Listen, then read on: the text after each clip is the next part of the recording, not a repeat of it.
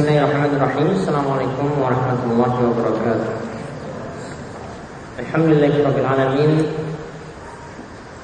Hamdan katsiran thayyiban barakan fihi kama yuhibbu rabbuna wa yarda. Wa asyhadu an la ilaha illallah wahdahu la syarika lah. Wa asyhadu anna Muhammadan abduhu wa rasuluh. Allahumma shalli ala nabiyyina wa sayyidina Muhammadin wa ala alihi wa ummahatil mu'minin wa man tabi'ahum bi ihsan ila yaumiddin. Baik, para jamaah, Bapak-bapak dan ibu sekalian, semoga selalu dirahmati oleh Allah Subhanahu wa taala.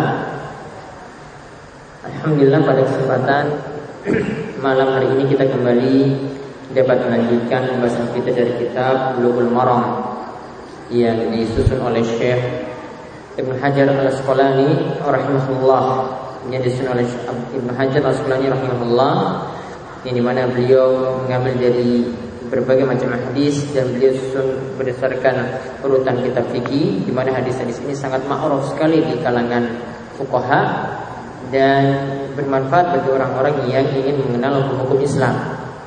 Kita masih dalam kitab Taharat, kitab suci, di bab qada'ul hajjah, yaitu bab buang hajat. Masih membicarakan tentang adab buang hajat. Terakhir kita bahas tentang hukum menghadap dan membelakangi kiblat. Hukum menghadap dan membelakangi kiblat. Simpulan dari pendapat yang ada dua hadis yang membicarakan hal ini. Ada yang pertama hadis Abu Ayyub Al-Ansari, ya, dan juga ada hadis Ibnu Umar. Ya, dua-duanya disebutkan dalam kitab Sahih, disebutkan dalam Bukhari dan Muslim. Artinya dua-duanya sama-sama sahih. Dalam hadis Abu Ayyub Al-Ansari disebutkan larangan menghadap dan membelakangi kiblat ketika buang hajat. Dalam hadis Abu Ayyub Al-Ansari, ya, dilarang menghadap kiblat ataupun membelakanginya ketika buang hajat. Namun dalam hadis Ibnu Umar disebutkan bahwasanya Ibnu Umar itu pernah melihat Nabi SAW itu buang hajat. Beliau naik ke rumah Hafsah.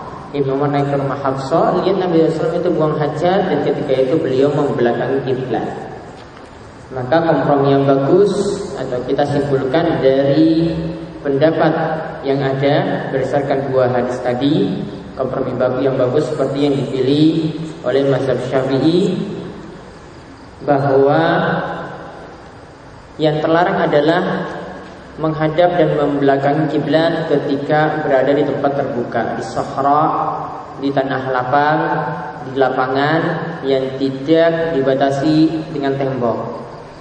Sedangkan kalau kita berada di tempat tertutup, di ruangan tertutup, ya, maka masih dibolehkan menghadap ataupun membelakanginya karena ketika itu sudah terhalang.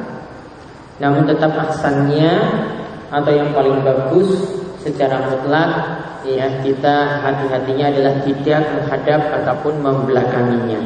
Ya, tidak menghadap ataupun membelakanginya supaya terhindar dari perselisihan para ulama yang ada. Baik, kita lanjutkan hadis Abu Ayyub Al-Ansari sudah, ya. Terakhir hadis Abu Ayyub Al-Ansari sudah dikeluarkan oleh As-Sab'ah, dikeluarkan oleh yang 7 sudah. Yang kita lanjut ke hadis dari Aisyah, hadis nomor 98, ya, dari kitab rujukan kami, atau hadis 13 dari masalah adab buang hajat. Yaitu di sini disebutkan tentang wajibnya menutup diri. Wajibnya menutup diri ketika buang hajat. Wajibnya menutup diri ketika buang hajat. Yaitu hadisnya dari Aisyah radhiyallahu anha, bahwasanya Nabi sallallahu alaihi wasallam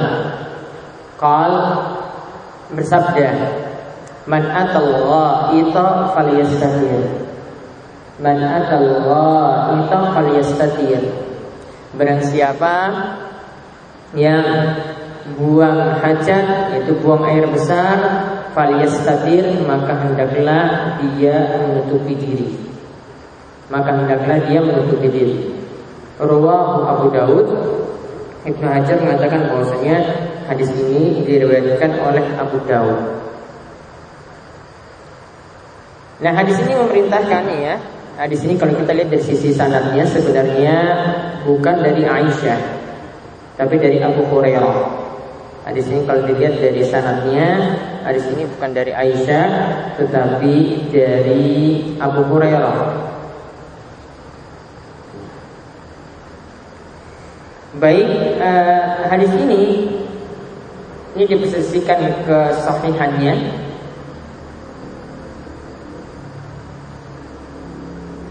Yang mempermasalahkan di sini diantaranya adalah Imam Az-Zahabi ya dalam kitabnya Al-Mizan.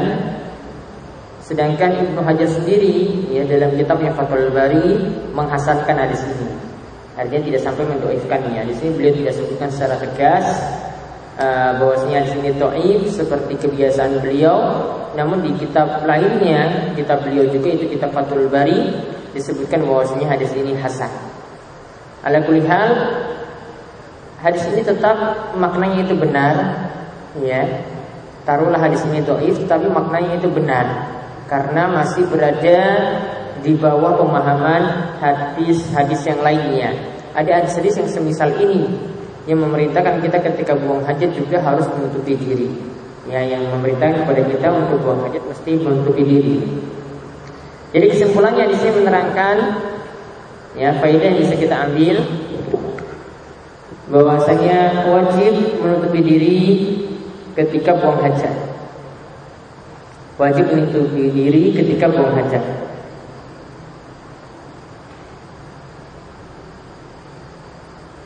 Dan ini dipraktekkan oleh Nabi SAW ketika beliau buang hajat, beliau menjauh.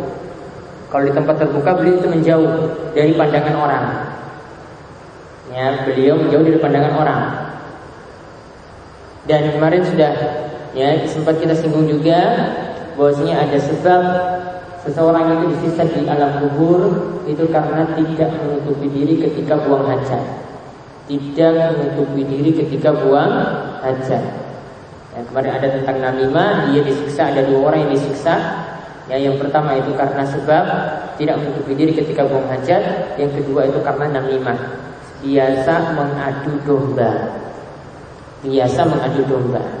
Nanti ada sebab yang lainnya lagi yang karena kencing juga nanti akan beliau sebutkan dalam beberapa hadis setelah ini.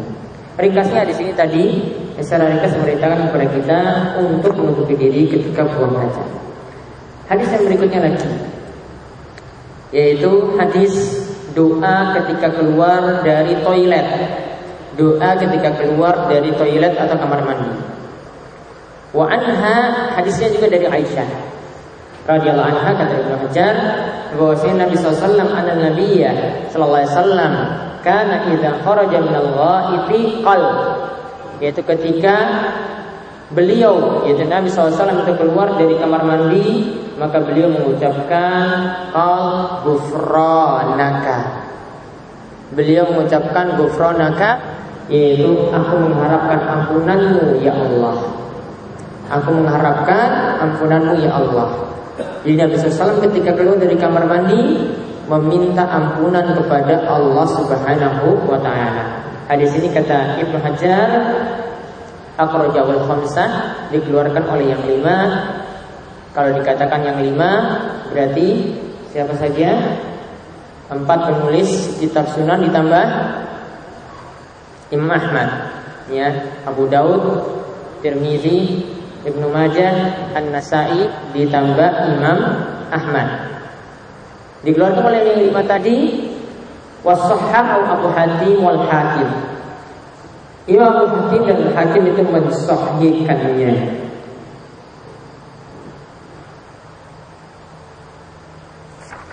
Jadi kalau lihat dari sisi sanad, hadis ini adalah hadis yang sahih. Ringkasnya adalah hadis ini adalah hadis yang sahih. Dan kandungannya adalah berisi tentang doa ketika keluar kamar mandi. Hadis ini berisi tentang doa ketika keluar kamar mandi, yaitu ketika kita keluar ke kamar mandi kita mengucapkan ghufranaka. Yaitu maksudnya adalah, ya, kata Syekh Abdullah Al-Fauzan, beliau maksudkan doa ini artinya as'aluka ghufranaka, yaitu aku memohon ampunanmu ya Allah. Aku memohon ampunanmu ya Allah. Jadi artinya ghufranaka itu adalah aku memohon ampunanmu ya Allah. Jadi kalau ditakdirkan, istilah bahasa Arabnya itu ditakdirkan, ada kata yang hilang di situ, yaitu kata as'alu, yaitu aku memohon kepadamu. Jadi kalau dirangkai, jadi aku memohon kepadamu ya Allah, aku memohon ampunan kepadamu ya Allah. Jadi ketika keluar kamar mandi, kita meminta ampunan kepada Allah Subhanahu wa taala. Faedah dari hadis ini, yang pertama, disunahkan, tidak sampai wajib. Ya, disunahkan ketika keluar kamar mandi membaca ghufranaka.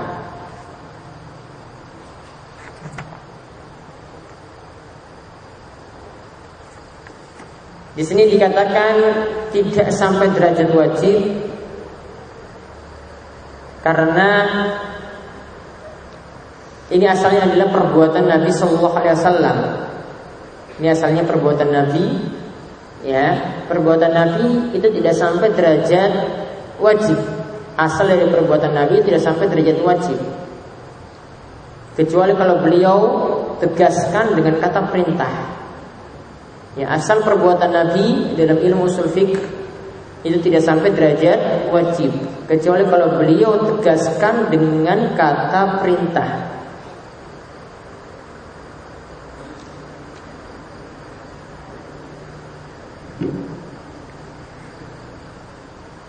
Kemudian di sini faedah yang kedua yang dimaksudkan dibaca, ya, setelah keluar kamar mandi di sini adalah kalau buang hajatnya di dalam toilet, berarti ketika keluar. Yang faedah kedua, ya, jika buang hajatnya di dalam toilet berarti diucapkan doa tersebut ketika keluar dari kamar mandi. Ketika keluar kita melangkahkan kaki kita dengan kaki kanan ketika keluar, maka kita ucapkan ghufranaka. Sedangkan kalau seorang itu buang hajat di tempat terbuka, ya, pipis di situ atau buang air besar di situ, dia menjauh dari orang-orang, dari pandangan orang, mengucapkan ghufranakanya itu kapan? Yaitu di sini kata Syekh Abdullah Al-Fauzan, beliau katakan idza faraqal makan alladzi qada fihi hajatahu, itu ketika dia sudah pindah dari tempat dia itu buang hajat. Karena ketika itu kan nggak ada pintu, ya, pokoknya sudah pindah dari tempat dia itu buang hajat, maka dia ucapkan ghufranaka. Jadi bedakan di dalam ruangan, yaitu dalam toilet, dengan kita buang hajat ketika di tempat terbuka. Namun aturannya ada, ya, seperti sudah dibahas kemarin. Tetap ketika buang hajat itu memperhatikan arah kiblat dan yang membelakangi kiblat. Jangan sampai kita menghadap kiblat, jangan sampai membelakangi kiblat. Kemudian faedah yang ketiga, apa faedahnya hadis ini, ya, doa ini? Faedahnya itu apa? Kaitannya kok kenapa kita ketika keluar dari kamar mandi itu mengucapkan ghufranaka? Kenapa ketika kita itu keluar dari kamar mandi itu mengucapkan ghufranaka?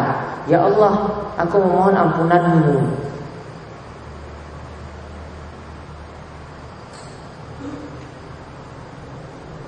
Faedahnya itu apa? Maka di sini ada dua pendapat di antara para ulama tentang faedah mengucapkan doa ghufranaka ini ketika keluar dari kamar mandi. Pendapat pertama mengatakan maksud doa ini adalah karena ketika kita itu buang hajat, ya, segala kotoran itu keluar dan selesai buang hajat, kita pun terasa tentram. Jadi kalau ditahan-tahan terus, tapi kalau sudah keluar tuh puas. Maka di sini kata Ibnu Qayyim, kita juga ketika itu memikirkan bagaimana beratnya dosa kita. Jadi ini pikirannya pada yang lainnya. Jadi bayangannya kalau dosa itu juga berat seperti ini, kalau kita itu bertobat juga pasti akan merasakan ketenangan. Kalau kita beristighfar juga merasakan ketenangan. Jadi kaitannya di sini beratnya atau sulitnya kotoran yang ditahan tadi kemudian keluar, ya, itu kaitannya dengan beratnya dosa. Ketika dimintakan ampun, maka kalau sudah diampuni maka kita akan merasa tenang, hati tentram.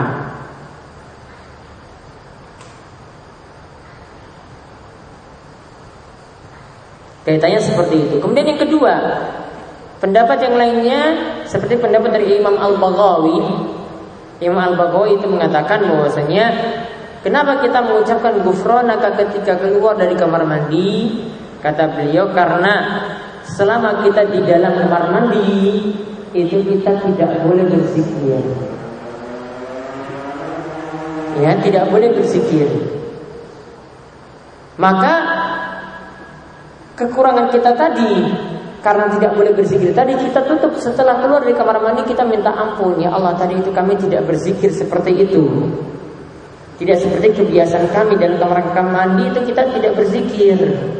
Maka ketika keluar diucapkanlah ghufranaka. Dari dua pendapat ini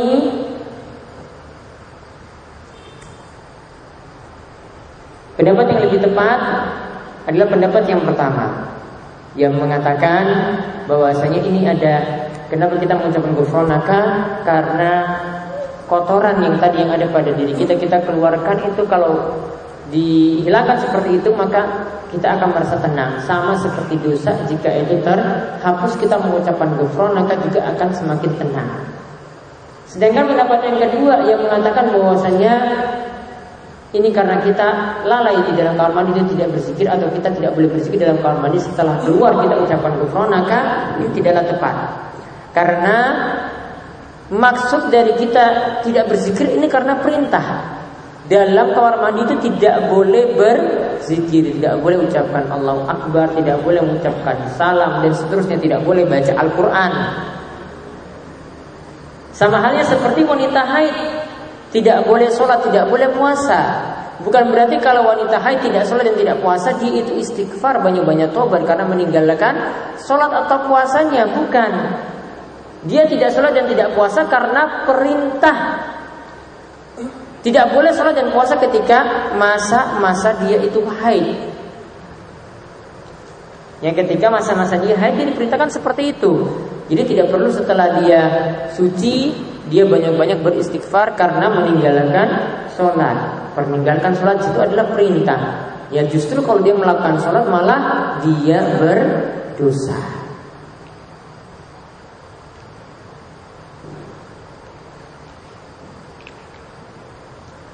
Kemudian ada tambahan yang biasa disebutkan oleh para ulama juga, membaca ghufranaka kemudian ditambahkan dengan alhamdulillahilladzi adhaba 'anil adza wa 'afani. Segala puji bagi Allah yang telah menghilangkan kotoran dari diriku dan telah memberikan kesehatan kepadaku, keselamatan padaku. Ini hadisnya dhaif. Jadi tidak perlu dengan tambahan ini, cukup ketika keluar kamar mandi kita mengucapkan ghufranaka. Kemudian hadis berikutnya lagi, hadis ke-100 dari Ibnu Mas'ud radhiyallahu anhu, ia berkata, hadis ini membicarakan tentang wajibnya beristinja dengan 3 batu. Ketika kita cebok saat menggunakan batu, maka batunya itu digunakan 3. Yaitu Ibnu Mas'ud radhiyallahu anhu itu mengatakan, atan Nabi sallallahu alaihi wasallam al-ghaita. Nabi SAW itu pernah mendatangi tempat buang hajat, ghaid yaitu toilet. Kalau dulu toilet itu di tanah, ya tanah yang empuk, toilet itu di tempat tersebut. Maka yang dikatakan di sini, kalau dulu itu toilet disebut al-ghaid, namun sudah berangsur maknanya al-ghaid itu menjadi buang air besar. Yaitu Nabi SAW itu pernah mendatangi masuk ke dalam toilet, fa'amarani an ahtiyahu bisalasati ahjar. Kemudian Nabi SAW memerintahkan kepadaku, yaitu memerintahkan kepada Ibnu Mas'ud untuk membawakan padanya 3 buah batu. Nabi SAW perintahkan 3.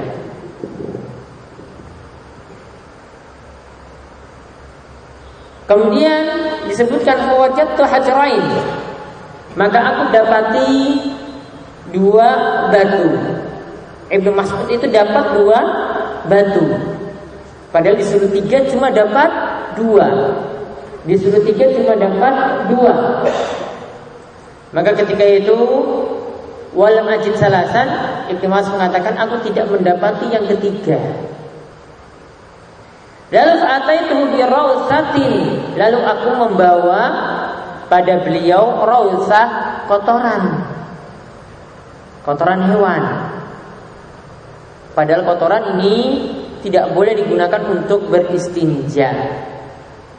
Ya, kotoran itu tidak boleh digunakan untuk cebok.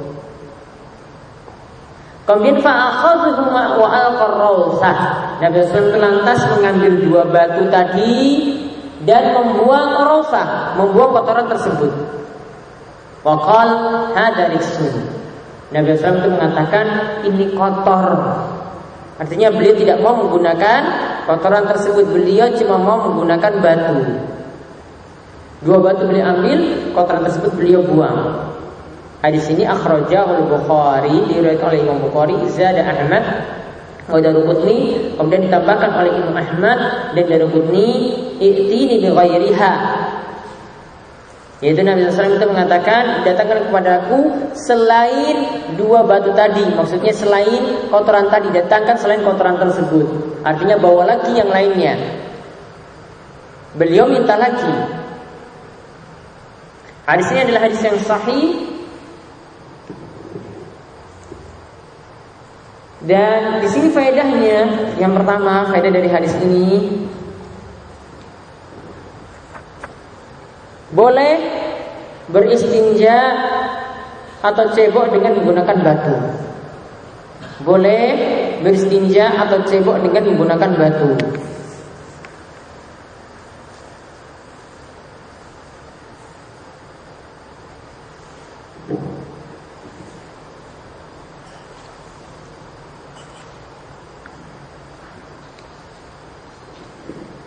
Kemudian faedah yang kedua, batu yang digunakan tidak boleh kurang dari 3. Batu yang digunakan tidak boleh kurang dari 3. Dalam riwayat Muslim itu ada tambahan, nahana an nastanji bi aqalli min salasati ahjar. Itu ada hadis dari Salman, ya, bahwasanya Nabi SAW itu melarang kami beristinja kurang dari 3 batu. Jadi minimalnya 3 batu, tidak boleh kurang dari itu. Kemudian sebenarnya para ulama ini berbeda pendapat dalam masalah ini. Ada yang mengatakan masih boleh, seperti ulama Hanafiyah dan Malikiyah masih boleh menggunakan 2 batu. Karena dalam hadis ini dikatakan Nabi SAW ambil 2 batu, tinggalkan kotoran. Ya, maka ulama Malikiyah dan Hanafiyah itu mengatakan masih boleh menggunakan 2 batu semacam ini. Maka sanggahannya, lihat di dalam tambahan dalam riwayat lain dari riwayat Imam Ahmad dan Daruqutni, dikatakan itini bil ghairiha. Dan Nabi SAW katakan, datangkan kepadaku batu yang lain, datangkan kepadaku benda yang lain. Artinya Nabi SAW masih pingin yang ketiga. Jadi tetap di sini kesimpulannya tidak boleh kurang dari 3 batu.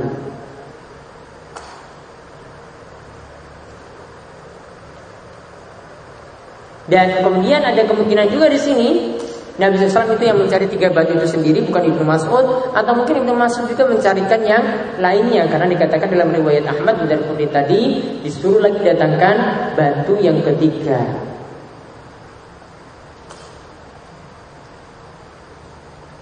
Kemudian faedah yang ketiga, hadis ini juga menunjukkan bahwasanya dalil mesti dikedepankan daripada logika. Dalil mesti dikedepankan daripada logika. Kenapa? Karena di sini Nabi SAW kalau sudah perintahkan 3, ya, maka malu sama yang 3. Gak boleh dengan menurut kita, wah ini kan 1 sebenarnya sudah bersih kok, 2 sudah bersih kok. Logikanya kan sudah bersih. Tapi kalau Nabi SAW suruh 3, ya tetap 3. Makanya Nabi SAW suruh Ibnu Mas'ud, "Sa'itini bi ghairiha." Datangkan lagi batu yang lainnya. Maka ini menunjukkan apa? Logika tidak main di situ. Manut saja. Nabi suruh 3 ya 3. Gak usah kamu protes. Bilang 1 kok sudah bersih. Tetap apa? Dalil harus dikedepankan daripada logika. Dalil itu gak bisa diutak-atik. Sudah katakan A ya A. Gak bisa. Wah, logika saya itu bilang kayak ini. Saya penilaiannya seperti ini. Yang enak ya saya itu ya ini. Tidak bisa. Agama itu dibangun di atas dalil, bukan dibangun di atas logika. Agama itu dibangun di atas dalil, bukan di atas logika. Sebagaimana dulu kata Ali bin Abi Thalib, "Laula dinu birra'yi", seandainya agama itu dengan logika, tentu saja bagian bawah khuf sepatu itu lebih pantas diusap daripada bagian atasnya, karena yang musaf-musaf tanah itu adalah bagian bawahnya, bukan bagian atasnya. Ya, 2 hadis ini, hadis yang kita bahas saat ini dan hadis Ali dahulu, ya hadis Ibnu Mas'ud dan hadis Ali dahulu, dua-duanya itu menunjukkan bahwasanya seorang muslim itu harus mengedepankan dalil daripada logikanya. Namun di sini para ulama itu ada yang menjelaskan jika menggunakan 1 atau 2 batu tapi sisinya itu berbeda, ya sisinya itu berbeda, itu masih dibolehkan walaupun tidak sampai 3 batu. Misalnya batunya besar, ya menggunakan seperti itu masih boleh. Kemudian ada kaitannya juga dengan hal ini, yaitu kaitannya dengan menggunakan batu saat istinja. Di sini masih boleh menggunakan tisu toilet. Karena kemarin sudah kami jelaskan ada 3 syarat boleh menggunakan benda yang lain. Syarat pertama apa? Bendanya suci. Tisu toilet itu suci. Yang kedua,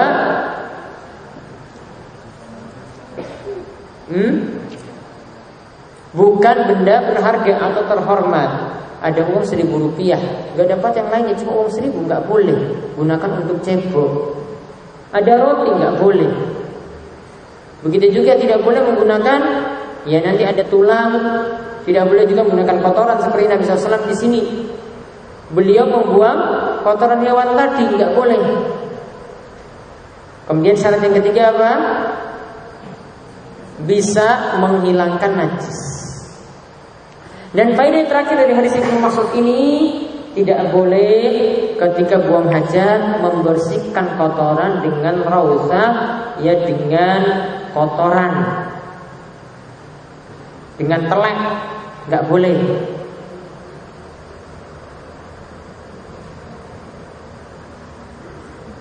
Karena di sini Nabi SAW itu ambil 2 batu, buang kotoran tadi. Ya, Nabi SAW itu ambil 2 batu dan dibuang kotoran tadi. Ini menunjukkan bahwa saya tidak boleh beristinja dengan menggunakan kotoran tersebut. Hadis berikutnya lagi 101. Hadis ini menjelaskan tentang benda yang tidak boleh digunakan untuk beristinja. Ketika kita buang hajat, maka ada benda-benda tertentu yang tidak boleh digunakan. Ada benda-benda tertentu yang tidak boleh digunakan. Yaitu hadisnya dari Abu Hurairah radhiyallahu anhu. Hadisnya dari Abu Hurairah radhiyallahu anhu, beliau mengatakan bahwasanya anna Rasulullah sallallahu naha ayustanja bi azmin aw rausin. Rasulullah SAW itu melarang beristinja, itu cebok dengan menggunakan azmin, dengan menggunakan tulang, atau menggunakan rausin, menggunakan kotoran, menggunakan telek. Lalu beliau mengatakan, Nabi SAW itu mengatakan, innahuma la yutahhiran, innahuma la yutahhirani. Keduanya itu tidak mensucikan. Keduanya itu tidak bisa mensucikan. Hadis ini rawahu Daruqutni wa sahhahahu, yang Daruqutni meriwayatkannya dan beliau mensahihkan hadis ini. Yang Daruqutni itu meriwayatkannya dan beliau mensahihkan hadis ini. Kalau kita perhatikan sanad hadisnya tidaklah bermasalah. Dan apalagi hadis ini berada di penjelasan hadis yang lainnya seperti hadis Salman dan semisalnya yang mengatakan hal yang sama. Jadi faedah dari hadis ini yang pertama, tidak boleh atau terlarang beristinja dengan tulang dan kotoran. Tidak boleh beristinja dengan tulang dan kotoran. Alasannya karena apa? Nabi SAW katakan sendiri di sini, la yutahhirani. Kedua benda ini tidak mensucikan. Kedua benda ini tidak mensucikan. Dan dalam riwayat yang lain dikatakan alasannya lagi karena tulang dan kotoran tadi itu to'amul jin, makanan jin, makanan setan. Ya, jangan digunakan. Ini kalau setannya ngamuk gimana? Ya, ini makanannya jin. Kotoran ini tidak boleh digunakan, tulangnya tidak boleh digunakan. Ini makanannya jin. Ini disebutkan dalam riwayat Ibnu Mas'ud.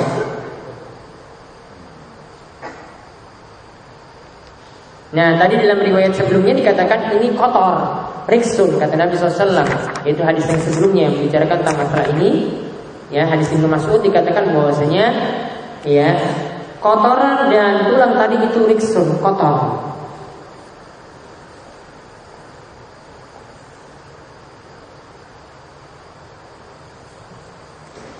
Kalau tadi kotoran itu tidak, di sini dikatakan bahwasanya kotoran itu kotor. Kalau tulang itu tidak bisa menghilangkan kotoran yang ada, tidak bisa membersihkan, sehingga tidak boleh digunakan.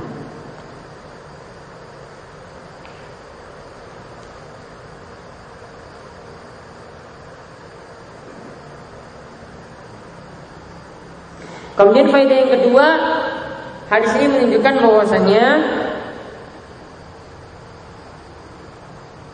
boleh dengan menggunakan batu saja sudah cukup.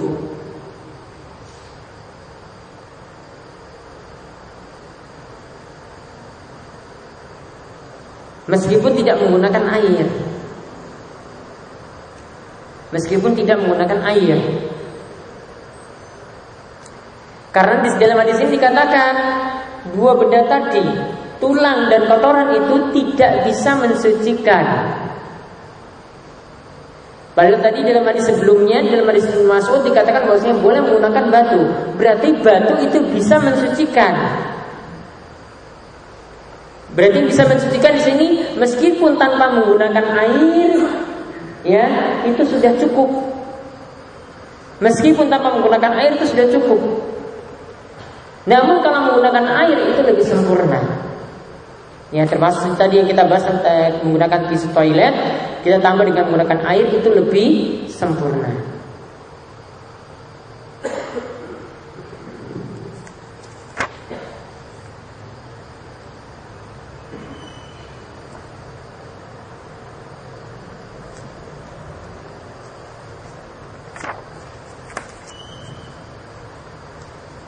Kemudian hadis berikutnya lagi dari Abu Hurairah radhiyallahu anhu. Beliau berkata, Qala Rasulullah SAW itu bersabda, istanzihu minal bauli fa inna ammata adabil qabri minhu. Rawahu Daruqutni. Dari Abu Hurairah radhiyallahu anhu, ia berkata bahwasanya Rasulullah SAW itu bersabda di sini tentang masalah gara-gara kencing yang tidak beres itu jadi seseorang itu disiksa di kubur. Gara-gara kencing yang tidak beres, tidak bersih, membuat seorang itu disiksa di kubur. Beliau katakan, istanzihu, bersihkanlah diri dari kencing. Jangan sampai bekasnya itu ada. Karena keumuman siksa kubur itu karena sebab kencing, yaitu kencing yang tidak beres, kencing yang tidak bersih. Rawahu Daruqutni. Hadis ini diriwayatkan oleh Imam Daruqutni. Kemudian ada tambahan lagi dari riwayat Hakim, dikatakan aksaru azabil qabri minal baul. Kebanyakan siksa kubur itu disebabkan karena kencing. Wa huwa sahihul isnad. Yang terakhir ini dari riwayat Hakim ini dikatakan sanadnya itu sahih. Salah tentang kandungannya, tentang masalah ada orang yang disiksa kubur karena kencing, kita akan bahas setelah salat. Sallallahu alaihi wa Muhammadin wa alihi washabbihi ajma'in. Alhamdulillahirabbil alamin. Alhamdulillahirabbil alamin. Wassalatu wassalamu ala asrofil anbiya wal mursalin nabiyina Muhammadin wa alihi washabbihi ajma'in. Baik para jemaah sekalian, kita kembali melanjutkan pembahasan kita dari kitab Bulughul Maram. Kita kembali melihat hadis ke-102 dan 103 tentang masalah orang yang disiksa di kubur karena kencingnya yang tidak benar, karena kencingnya yang tidak beres atau tidak bersih. Jadi kita kembali melihat hadisnya dari Abu Hurairah radhiyallahu anhu, ia berkata bahwasanya Rasulullah SAW bersabda, istanzihu minal bauli fa inna ammati adzabil qabri minhu. Bersihkanlah diri dari kencing, karena kebanyakan siksa kubur itu disebabkan karena kencing. Maksudnya adalah kencing yang tidak bersih, kencing yang tidak beres. Rawahu Daruqutni. Hadis ini diriwayatkan oleh Imam Daruqutni. Kemudian dalam riwayat Hakim disebutkan aktsaru azabil qabri minal baul. Kebanyakan siksa kubur, ya kebanyakan siksa kubur itu disebabkan karena kencing. Hadis ini kata Ibnu Hajar sahihul isnad, sanadnya sahih. Ringkasnya hadis ini tidak bermasalah baik yang riwayat yang pertama, ya, namun kalau dilihat dari perkataan Daruqutni, hadisnya itu mursal. Ya, hadisnya itu mursal artinya langsung tabi'in mengatakan dari Rasulullah sallallahu alaihi wasallam. Ya, dia mengatakan dari Rasulullah SAW. Padahal tidak boleh, harus tabi'in itu melewati sahabat terlebih dahulu. Dan dalam riwayat yang kedua, riwayat ini sahih sebagaimana kata Imam Al-Hakim, hadis ini sahih diriwayatkan oleh beliau dan disahihkan sesuai dengan syarat Bukhari Muslim. Ya, sesuai syarat Bukhari Muslim, dan beliau katakan bahwasanya di sini tidak memiliki illah, ya, dan punya penguat dari hadis Abu Yahya Al-Qattan, dan punya penguat dari hadis Abu Yahya Al-Qattan. Begitu juga Imam Tirmizi dan Imam Bukhari ketika ditanya tentang hadis ini, mereka menjawab bahwasanya hadis ini sahih. Dan Imam Daruqutni juga mengatakan hadis ini sahih. Jadi, ya, kesimpulannya hadis ini dari sisi sanad tidaklah bermasalah. Hadis ini mengandung beberapa faedah. Yang pertama, wajib membersihkan diri dengan benar sehabis kencing. Wajib membersihkan diri atau membersihkan kemaluan dengan benar sehabis kencing.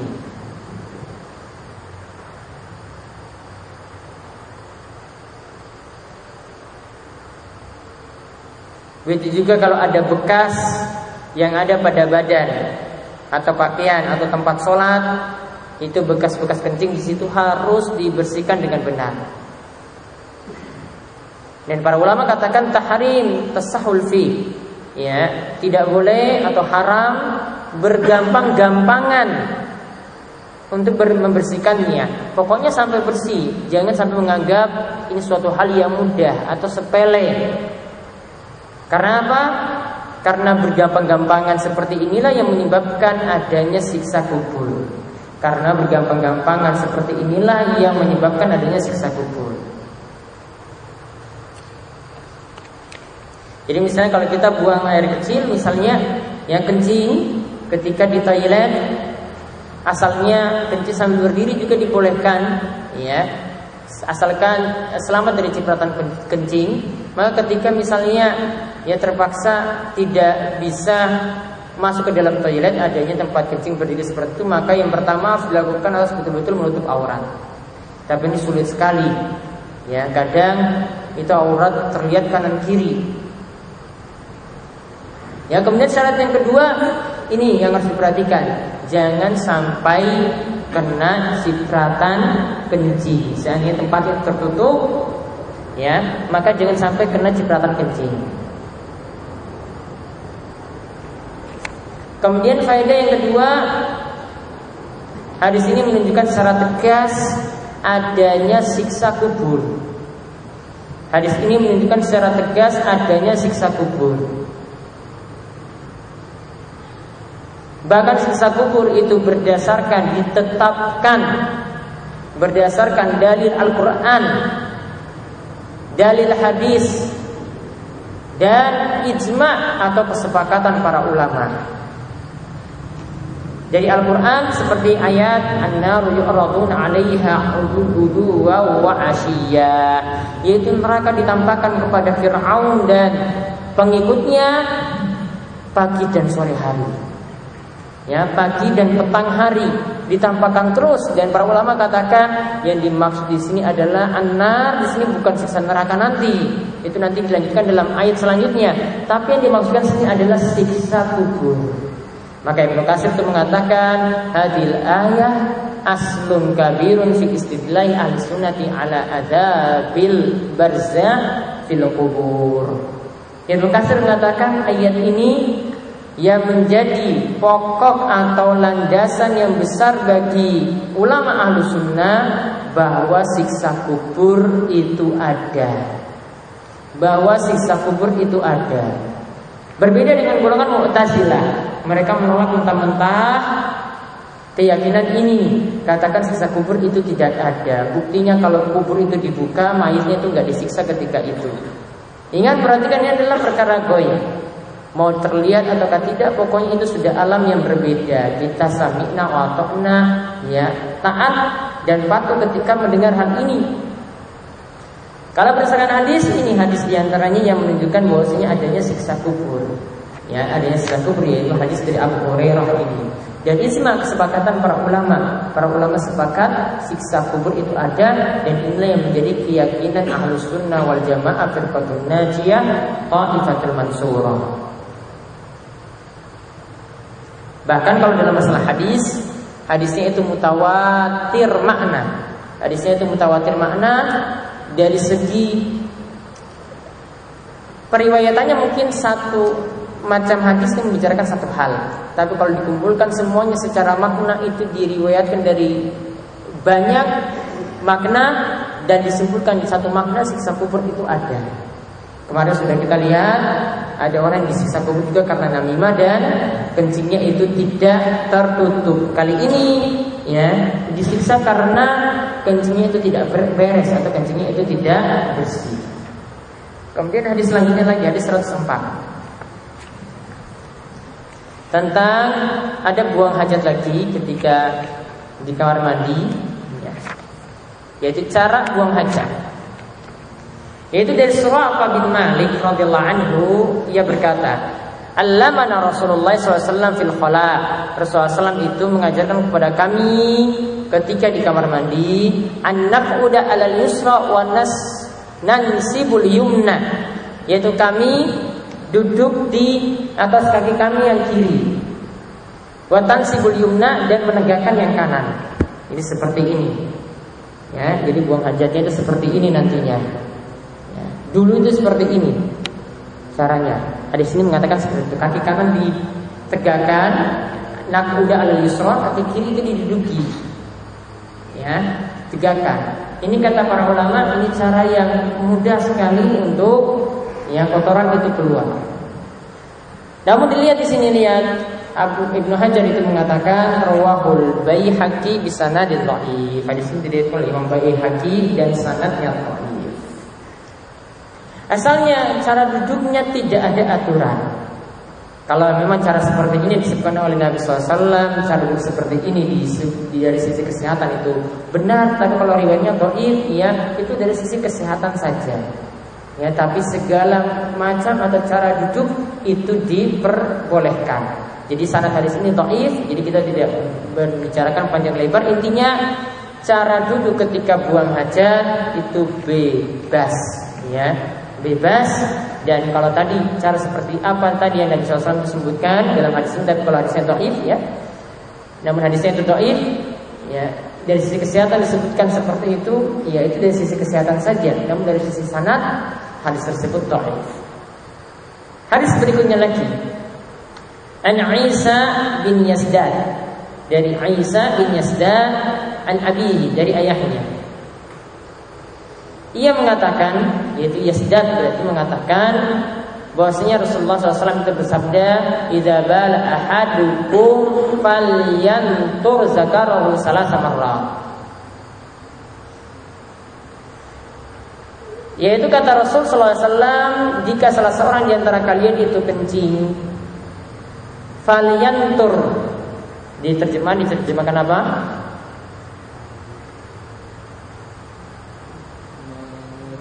Mengurut, ya. Ini maksudnya sini adalah mengurut. Maksudnya mengurut itu keluarkan sisa kotoran yang ada di kemaluan. Urutlah 3 kali.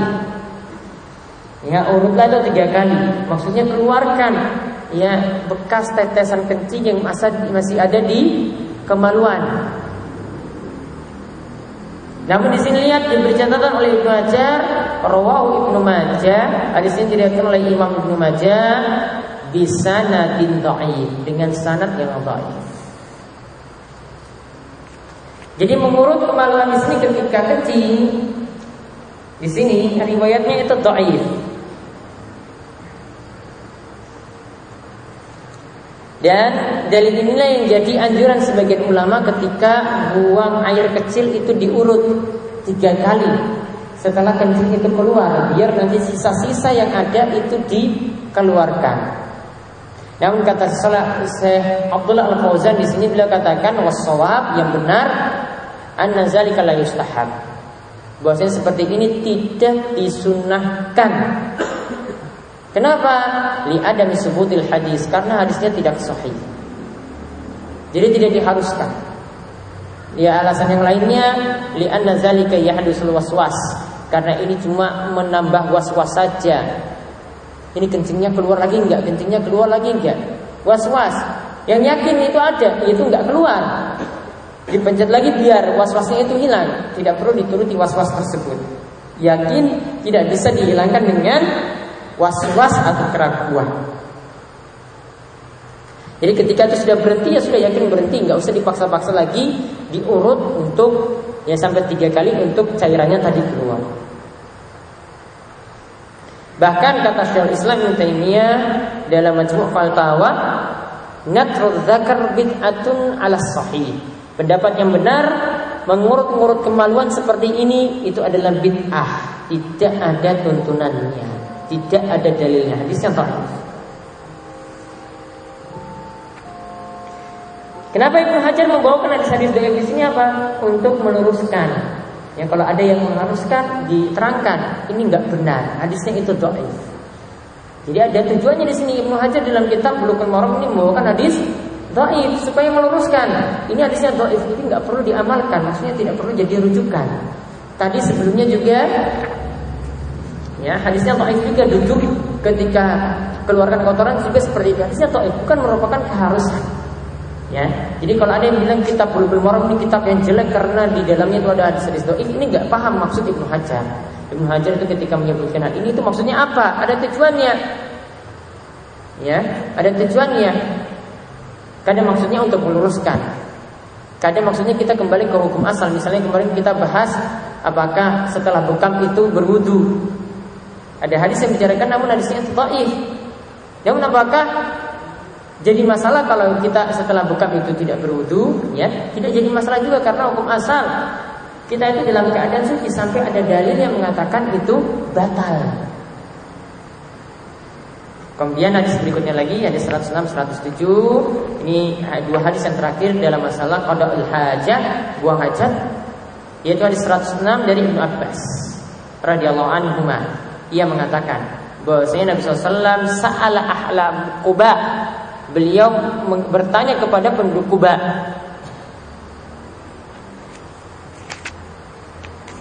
Beliau menanyakan kepada penduduk Quba,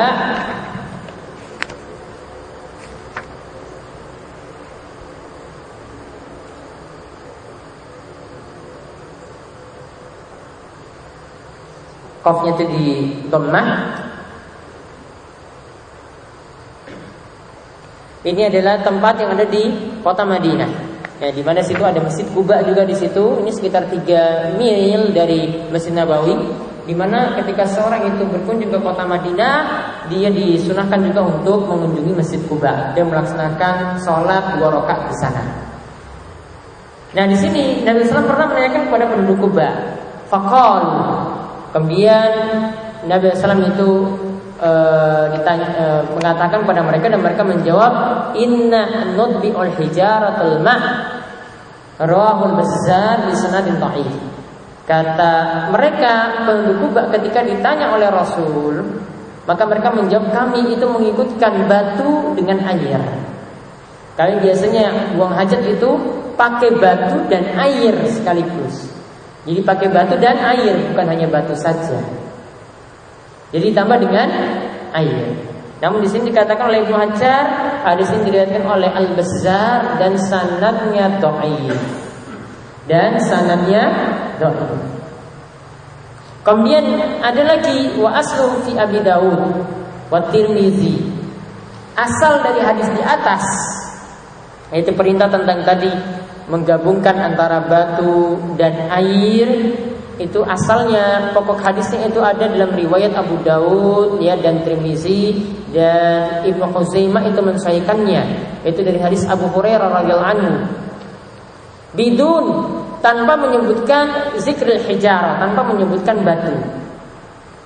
Jadi kalau tadi digabungkan antara air dan batu, dalam riwayat yang lainnya dari riwayat Abu Dawud, Tirmizi, dan ini disesuaikan oleh Ibnu Khuzaimah dari hadis Abu Hurairah, tidak disebutkan batu. Artinya cuma menggunakan air saja. Faedah dari hadis ini,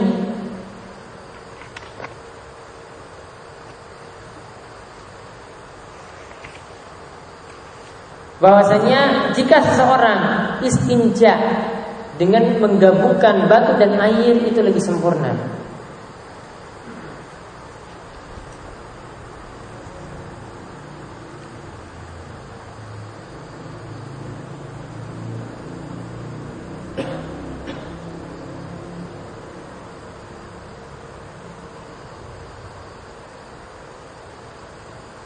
Karena apa?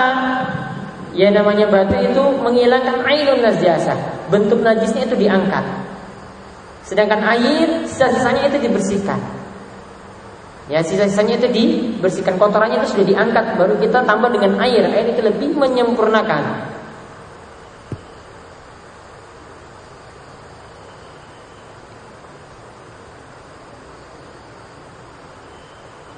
Namun para ulama punya kaidah di sini. Yang namanya istinja itu berarti kita itu meninggalkan sesuatu, artinya kotoran ini kita hilangkan. Artinya di sini para ulama katakan jika cara apapun kotorannya itu bersih, itu dibolehkan. Jadi sebenarnya tidak mesti menggunakan air dan batu. Kalau menggunakan batu sudah hilang ya sudah, kalau menggunakan air sudah hilang ya sudah. Ada cara lain lagi, selama itu tidak melanggar aturan, maka kotoran tersebut tadi hilang, maka sudah dikatakan hilang. Misalnya dengan menggunakan daun, misalnya dengan menggunakan tisu, itu sudah hilang ya sudah, dianggap hilang. Cara apapun. Ya sama ketika kita dapatin najis di lantai. Caranya bagaimana menghilangkan najis di lantai? Pokoknya cara apapun selama itu hilang, maka kita katakan tanah atau tempat tersebut jadi suci. Tanah atau tempat tersebut jadi suci. Kalau dengan air lebih cepat maka hilangkan dengan air. Kalau dibiarkan lama begitu saja kemudian hilang bau, warnanya itu hilang, jadi bersih, tidak kecium lagi bau pesing di situ, maka sudah itu dianggap suci. Cara apapun itu dibolehkan.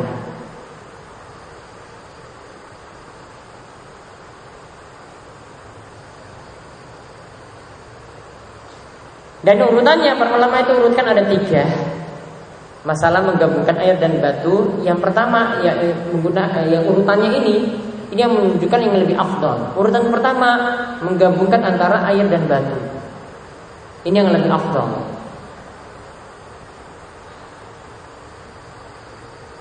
Kemudian yang kedua menggunakan air saja.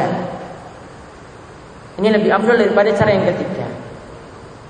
Kemudian cara yang ketiga menggunakan batu saja. Minimalnya berapa batu? 3 batu. Tidak boleh kurang dari 3.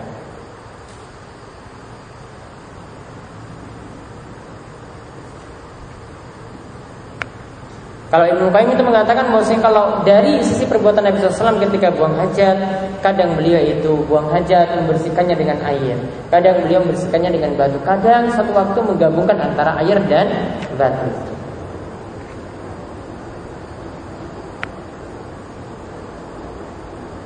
Namun dari 3 cara tadi kalau kita perhatikan hadis ini, ya hadis yang disebutkan oleh Ibnu Hajar di sini, hadisnya itu bermasalah. Maka kalau kita mengatakan mesti yang lebih afdal itu adalah menggabungkan antara air dan batu, ya ini tidaklah tepat. Jadi yang paling bagus tinggal 2 cara berikutnya berarti, yaitu air saja atau batu saja.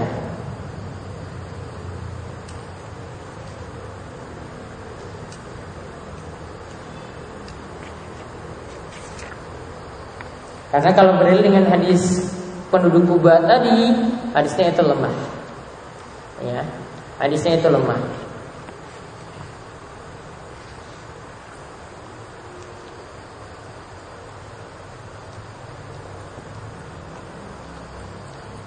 Sedangkan yang ada tambahan dari Abu Hurairah tanpa menyebutkan batu, itu hadisnya yang lebih sahih, disahihkan juga oleh Syekh Al-Albani. Jadi kesimpulannya di sini, ya, yang paling bagus menggunakan air saja atau batu saja. Kalau mau digabungkan juga dibolehkan, karena setiap cara menghilangkan kotoran tadi, setiap cara itu dibolehkan, ya, asalkan bekas kotoran ketika buang hajat tadi itu jadi bersih, jadi hilang. Termasuk ketika kita kencing menggunakan benda apa saja, tisu bisa menyerap itu boleh, atau ada air itu lebih bagus, ya, atau ketika kita buang air besar juga demikian. Ya, cara-cara tadi itu dibolehkan asalkan itu lebih bersih nanti setelah buang hajat. Yang demikian yang kita bahas pada kesempatan kali ini, sampai pada bab qada'ul hajah, tentang masalah adab-adab buang hajat. Ini kita masih dalam kitab Taharah, nanti kita masih lanjutkan lagi pembahasan kitab Taharah yang berikutnya. Ini masih 1/10 dari kitab Bulughul Maram. Ini karena baru jilid 1 saya selesai. Ya, masih ada 9 jilid lagi. 9 jilid lagi sampai selesai. Ini baru 1/10. Kalau 1 jilid saja 8 bulan, ya berarti nanti tunggu sampai 8 tahun. Ada pertanyaan? Misalnya dengan batu kan tidak buat dengan yang lain, dengan tisu atau dengan itu apakah juga? Kalau menggunakan tisu, tisunya itu ya panjang, bisa nanti pada bagian pertama, bagian kedua, bagian ketiga, cukup seperti itu, maka dianggap juga seperti 3 bagian. Ada lagi? Ya. Kita merasa sudah habis, saat kita memakai celana itu tiba-tiba kayak ada keluar, itu cara menentukan. Kalau itu yakin ada yang keluar, berarti ini yakin, ya. Maka lihat di celana tersebut ada bekas kencing atau tidak. Kalau ada, berarti celana tersebut harus dicuci atau diganti. Ya, namun kalau itu cuma ragu-ragu, dicek lagi, wah ini kok nggak ada yang keluar, maka tinggalkan was-was tersebut.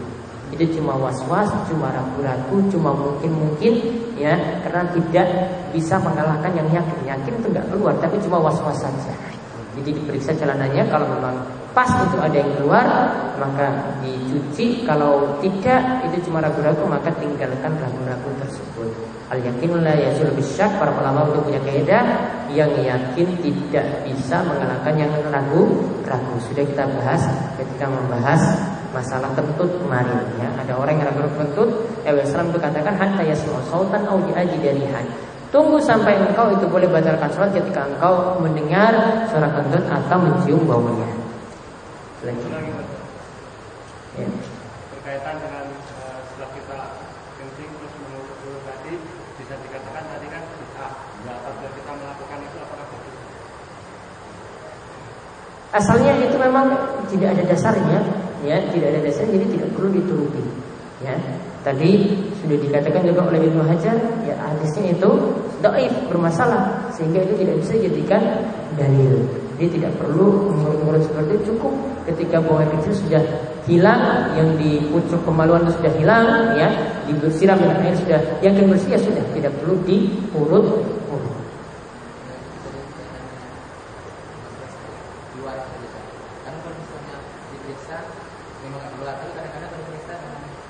Itu was-was. Itu was-was, ya. Diperiksa nggak keluar kan? Iya. Hah? Kalau diperiksa memang ada, berarti itu sudah yakin. Kalau misalnya yang selanjutnya itu gimana? Yang selanjutnya kan menurut keadaan, kadang diperiksa ada, kadang diperiksa nggak ada. Mau meyakini yang mana gitu? Pokoknya kalau yakin itu tidak keluar, yang diperiksa tadi tidak keluar, maka tidak usah dituruti lagi selanjutnya. Namun kalau yakin itu keluar, ya sudah, berarti sudah. Itu berarti ada yang keluar ketika itu, celananya harus dicuci, nanti celana tersebut harus diganti. Ada yang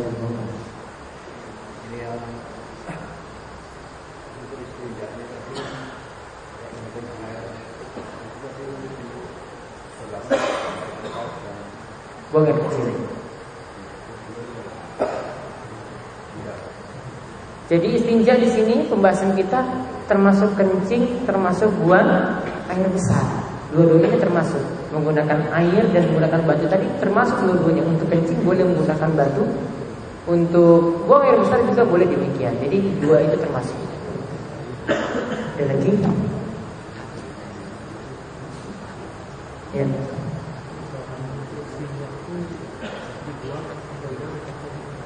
Apanya?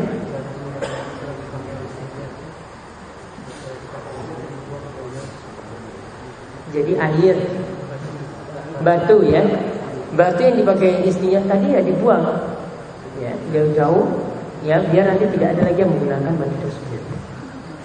Ya nanti kalau lama kelamaan kan nanti baunya itu hilang, itu baru boleh dipakai lagi. Ada lagi?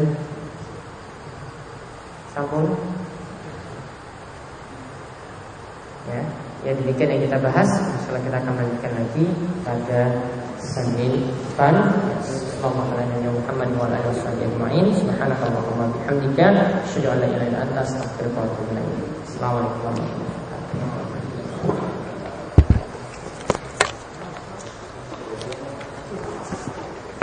Oh iya sebentar ada, saya jawab saja. Ada pertanyaan di kertas saya lupa. Bagaimana untuk pendaki gunung atau orang yang safar dengan jalan kaki? Jika ia ingin istinja, boleh dengan batu atau harus ia usahakan dengan air? Cari yang paling mudah. Kalau ada batu boleh menggunakan batu, kalau ada air boleh gunakan air. Kemudian ada lagi, ini tentang masalah haid. Jika seorang wanita itu haid, saat pagi hari telah berhenti haidnya dengan tanda keluar cairan bening, namun sore harinya keluar lagi setitik darah, apakah wajib mengulang mandi besarnya? Walau alam, darah tambahan ini adalah darah istihadhah, bukan darah haid. Darah tambahan kalau sudah suci tadi itu darah istihadhah, bukan darah haid. Kemudian artinya ketika darah itu keluar cukup darahnya itu dibersihkan, karena darah istihadhah juga tetap najis dan membatalkan wudu. Nanti ada pembahasannya. Kemudian yang kedua, jika seorang wanita telah mempunyai kebiasaan haid teratur, ya, misalnya tanggal 1 sampai 6 setiap bulannya, tapi pada suatu waktu darah keluar dengan selisih waktu 1 pekan, dengan jenis darah haid. Ya, bagaimana hukumnya? Ini saya belum paham pertanyaannya yang dimaksud dengan selisih 1 pekan di sini. Kalau yang dimaksudkan dia sudah punya jadwal rutin 1 sampai tanggal 6. Ya, kemudian ini berlangsung sudah bertahun-tahun seperti itu. Ya, setiap bulannya itu di awal bulan terus. Kalau yang dimaksud di sini adalah selisih waktu 1 pekan, di sini maksudnya keluar darah lagi. Maka kalau sudah punya kebiasaan seperti tadi, keluar darah lagi setelah 1 pekan, ini bukan darah haid, tapi darah istihadah. Ya, kemudian kalau yang dimaksudkan di sini dia tidak punya siklus rutin, artinya tidak mesti di awal bulan dia dapat, kemudian keluar nanti setelah 1 pekan berikutnya, maka 1 pekan berikutnya itu dapat dianggap darah haid jika itu adalah ciri-ciri darah haid. Para ulama punya kaidah, yaitu Syekh Abdul Rahman bin Sa'di itu membantu kita untuk menerangkan kaidah masalah istihadah dan darah haid. Itu dilihat kalau kebiasaannya itu sudah rutin, maka dipakai kebiasaan. Misalnya kebiasaannya itu 6 hari, lalu suatu saat itu keluar sampai 15 hari, maka 6 hari setelah itu dianggap bukan darah haid tapi darah istihadah. Kalau sudah jadi kebiasaan. Namun kalau belum jadi kebiasaan, ya, jadi kadang keluar di pertengahan bulan, kadang itu nanti di awal bulan lagi, nanti muncul lagi di akhir bulan lagi, belum ada jadwal rutin, maka di sini dipakai patokan lihat perbedaan warna darah. Darah haid itu warnanya merah kehitaman, kalau darah istihadah itu adalah warna merah. Maka dilihat perbedaannya di situ, ya. Kalau bisa bedakan, maka dia nanti hukumi darah haid ini, ya, ketika warnanya seperti ini. Selama dari itu keluar, maka dia dihukumi haid. Kemudian kalau tidak punya kebiasaan, tidak bisa juga membedakan, maka memakai patokan lihat kebiasaan wanita setempat. Jadi misalnya ada seorang wanita yang dia itu mengalami haid dia mengalami pengeluaran darah selama 3 tahun. Mengalami pengeluaran darah selama 3 tahun. Nah, keluarnya ini 1 bulan itu 3 minggu. 1 minggu itu stop. Ya, 1 minggu itu stop. Maka untuk masalah ini, ya, dilihat, ya, cara menentukannya adalah yang mana darah haid, mana darah istihadah. Ketika awal darah itu keluar, dihukumi itu darah haid sampai kebiasaan wanita itu biasanya haid itu 6 sampai 7 hari. Jadi tanggal 1 sampai 6 misalnya keluar di awal bulan, itu darah haidnya. Dari tanggal 7 sampai minggu ketiga itu dihukumi darah istihadah. Jadi 6 hari dia tidak sholat, sisa hari yang ada sampai hari ke minggu ketiga tadi dia melanjutkan sholat seperti biasa. Ya, itu tentang masalah ini. Jadi intinya tadi dari pertanyaan nomor 2, dilihat kalau itu sudah kebiasaan rutin, ya, kalau ada darah keluar lagi 1 pekan berikutnya, maka dia menghukumi darah tersebut itu bukan darah haid. Namun kalau itu bukan rutin, ya, kadang keluar pertengahan, kadang keluar di akhir, maka dilihat perbedaan warna darah. Ya, kalau misalnya sudah rutin juga ada darah yang keluar nanti, atau dia itu telat 1 waktu misalnya, ya, telat 1 waktu, maka dilihat nanti perbedaan warna darahnya juga. Jadi demikian. Sallallahu alaihi wasallam.